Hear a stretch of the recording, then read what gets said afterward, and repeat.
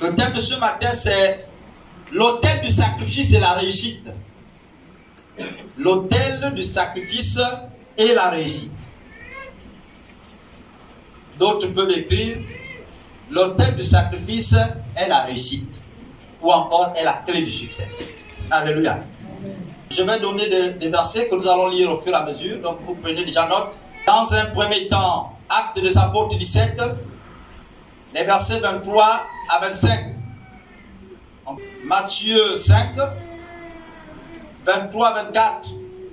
À l'époque d'Israël, bien-aimés, il y avait des choses avec lesquelles ils ne s'amusaient pas. Alléluia. Il y avait des choses avec lesquelles ils ne s'amusaient pas. Pendant ce temps, quelqu'un trouve déjà Actes des Apôtres 17. À l'époque d'Israël, il y avait des choses, n'est-ce pas? Ou encore, si vous voulez, dans l'ancien temps, il y avait des choses, des symboles avec lesquels on ne jouait pas, on ne blaguait pas du tout. C'était des symboles tellement sacrés et tellement importants qu'on ne pouvait pas se passer de ces différents textes. Si quelqu'un a la page, il peut donc lire pour nous. Et là, il se trouve être à l'église d'Athènes. Je vais passer joindre tous les protocoles habituels d'introduction pour rentrer dans le vif du sujet. Et donc, Paul se retrouve donc à Athènes. Et là, il va parcourir, il va faire une observation, parcourir la ville. Et là, il va découvrir, n'est-ce pas, sur un autel. Lorsque vous lisez le 23 ici, il dit, j'ai vu sur un autel un Dieu dont l'inscription était écrite Dieu inconnu. Et c'est donc de ce Dieu-là dont je veux vous parler. Alléluia. Il dit, je veux vous parler donc de ce Dieu-là que vous ne connaissez pas. Mais il a vu le Dieu inconnu sur quoi? Sur l'autel. Alléluia. Nous sommes là dans l'autel. Il voit ce Dieu inconnu sur l'autel. Vous comprenez au départ quand je disais qu'en Israël, il y avait des symboles sur lesquels on ne s'amusait pas du tout. L'autel était un des symboles importants qui faisait partie du culte de Dieu, au culte que l'on rendait à l'Éternel. Alléluia. Amen. Quand le peuple venait, n'est-ce pas, pour demander pardon, obtenir le péché, et apporter donc chacun une bête particulière, que ce soit un pigeon, que ce soit l'agneau, que ce soit le bœuf, le mouton, etc.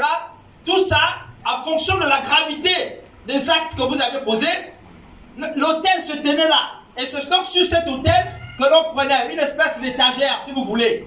Hein? Une espèce de fumoir. Voilà. Si on va parler comme ça chez nous, c'est un peu plus pratique parce qu'on fume tous les charliers et donc c'est pratique. Donc on prenait ça, les espèces de bois montées dessus et puis là, on égorgeait la bête. On égorgeait cette bête-là, que ce soit le poulet, que ce soit le pigeon ou le canard qu'on avait amené, etc., etc. Mais on égorgeait cette bête-là et le sang de cette bête était aspergé sur les fidèles qui venaient, n'est-ce pas, pour obtenir le pardon de leurs péchés.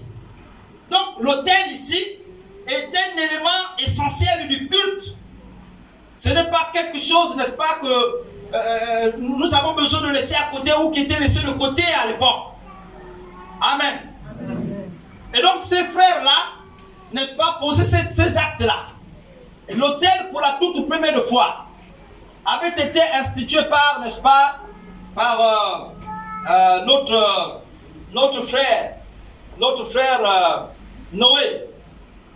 Et il va, n'est-ce pas, lorsqu'il sort du déluge, où il a, après avoir vu combien de fois ses frères et sœurs, ses parents ont été noyés, n'est-ce pas, il dit non, il me faut offrir un sacrifice à Dieu. Et là, il va commencer par bâtir un autel. Alléluia. Et là, il va offrir à Dieu, n'est-ce pas, un sacrifice. Donc, il va organiser, n'est-ce pas, malheureusement pour lui, ce n'était peut-être pas dans un temple comme nous sommes aujourd'hui, mais il se retrouvait à offrir, n'est-ce pas, un sacrifice à Dieu sur l'autel. Donc, c'est l'un des premiers à avoir, n'est-ce pas, bâti l'autel pour offrir le sacrifice. Et donc, cette coutume, cette tradition est restée en Israël jusqu'à nous allons, n'est-ce pas, découvrir jusqu'où va, n'est-ce pas, cette tradition. Amen, amen, amen. Amen. Donc l'autel était quelque chose, un élément central dans le culte de Dieu. Lorsque nous venons ici, nous venons nous retrouver en face de l'autel.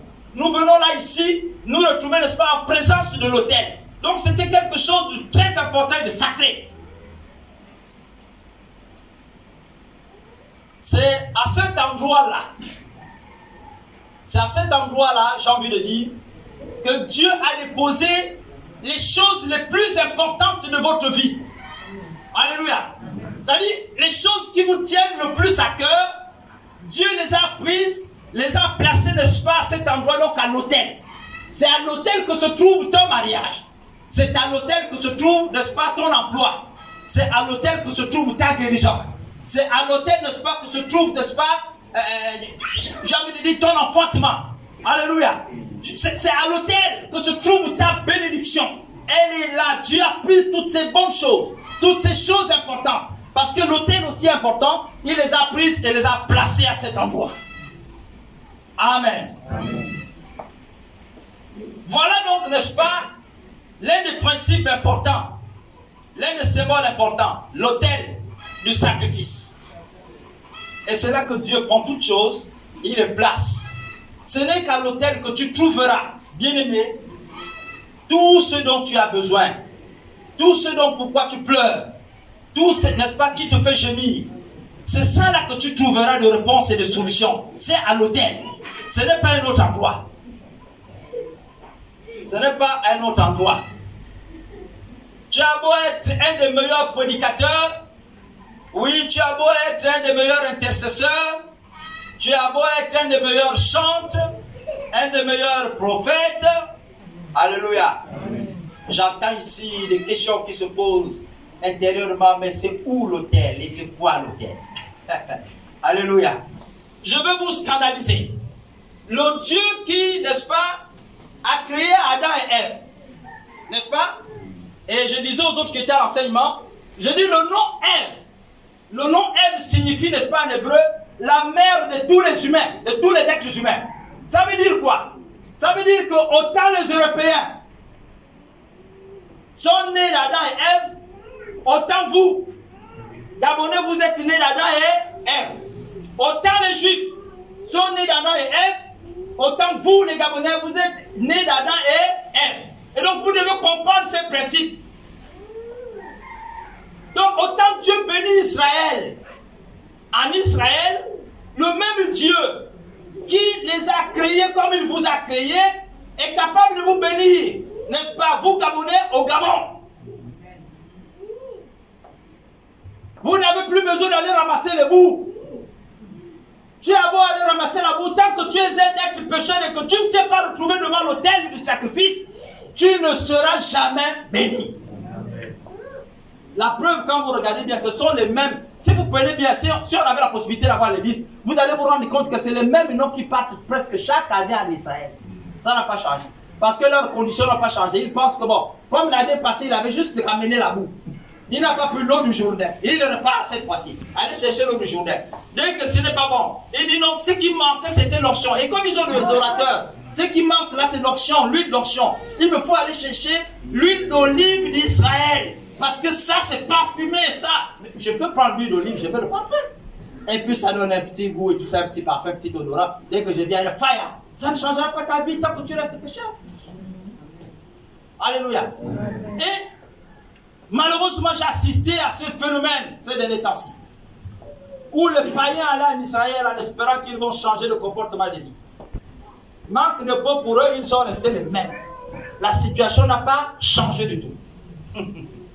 Et c'est là où je m'avais profité pour dire merci au Seigneur pour le Covid. Parce que tous ces païens qui ne reprennent des avions partis, le Covid les entend là-bas. Mais plus qu'ils ne peuvent plus aller en Israël, ça veut dire qu'ils ne seront plus jamais bénis. Alléluia. Merci au Covid, Seigneur. Au moins tous ces charnels-là, ces incrédules, n'auront plus part la bénédiction de Dieu. Au moins ils n'iront plus en Israël, ils n'iront plus chercher la bénédiction là où ils trouvent souvent.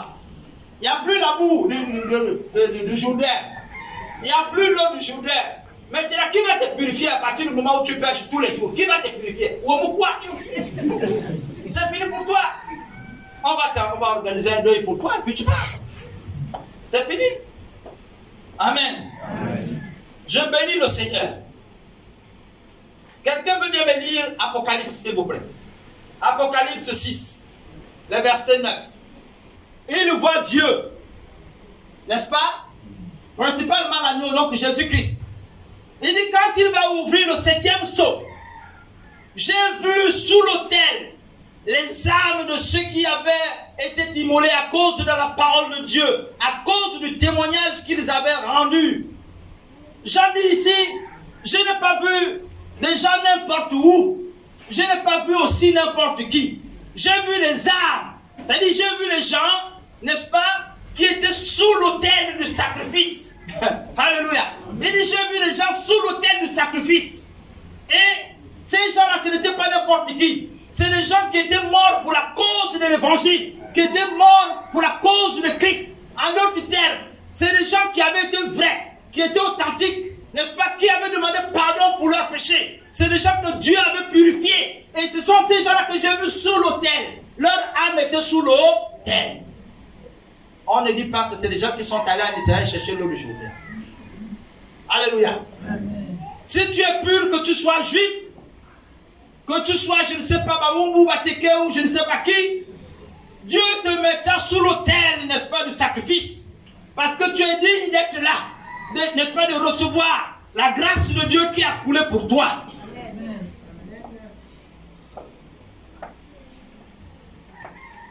Ce n'est pas en allant chercher là où vous allez chercher que vous trouverez la bénédiction.